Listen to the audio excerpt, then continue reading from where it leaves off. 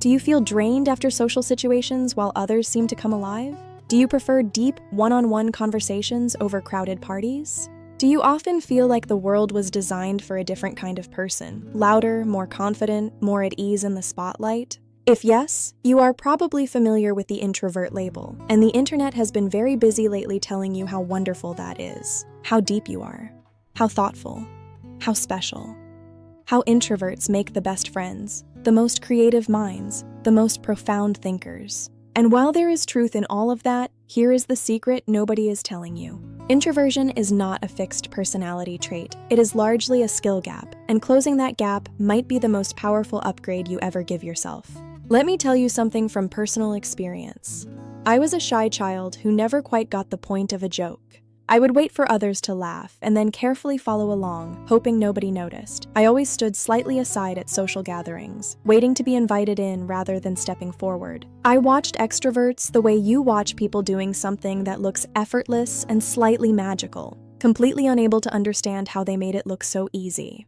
And then I made a decision that changed everything. I started studying them. I observed how they moved, how they claimed space in a room, how they made eye contact without looking away too quickly, how they laughed, openly, without checking first if it was safe to. I started correcting my own posture in every mirror and window I passed. I pushed my chest out. I lifted my head. I practiced walking like someone who belonged exactly where they were. In the beginning, it felt exactly like preparing for a role in a theater production. Deliberate, slightly awkward, occasionally exhausting. But here is what neuroscience tells us about exactly this process. The brain is neuroplastic, meaning it physically rewires itself in response to repeated behavior. Every time you push yourself into a social situation that feels uncomfortable, new neural pathways form. The prefrontal cortex, responsible for social cognition and self-regulation, literally strengthens with practice. The amygdala, your brain's threat detection center, gradually reduces its alarm response to social situations it previously flagged as dangerous. You are not pretending to be someone else. You are physically rebuilding your brain.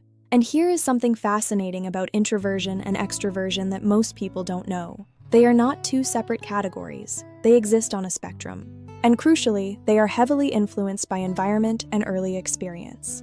Research consistently shows that people raised in socially active households, where friends visited regularly, where laughter was common, where different cultures and conversations were welcomed, develop social fluency almost automatically. It becomes part of their wiring. If your upbringing didn't include those experiences, you simply didn't get the training. That is not a personality type. That is a gap in your education. The good news is that gaps can be filled at any age. With practice, something remarkable begins to happen.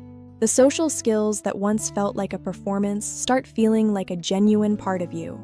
You begin adding your own humor, your own style, your own flavor to interactions. You discover that understanding the context behind a joke, the cultural reference, the shared experience, the timing, is itself an intelligence that can be developed.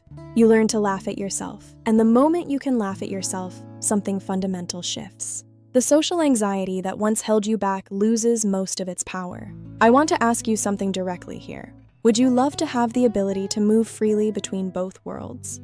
To enjoy deep solitary focus and the electric energy of real human connection? Or are you someone who has already mastered both? Tell me in the comments, because I genuinely want to know where you are on this journey. Because here is what becomes possible when you unlock both modes. You can spend 6 months living like a hermit, reading, creating, thinking, going deep, and genuinely love every moment of it. And then you can walk into a room full of strangers and feel completely at home. Like a master surfer who knows how to read every kind of wave, you are no longer at the mercy of conditions. You choose your experience. Many people hiding in introversion are not protecting a personality trait. They are protecting an insecurity about their style, their humor, their ability to hold a room. And insecurities respond to training, not to labels that tell you staying home is a superpower. The premium version of you is not more introverted or more extroverted. It is fluent in both, and that version is available to you. Not someday, not after years of therapy, but the moment you decide to start practicing.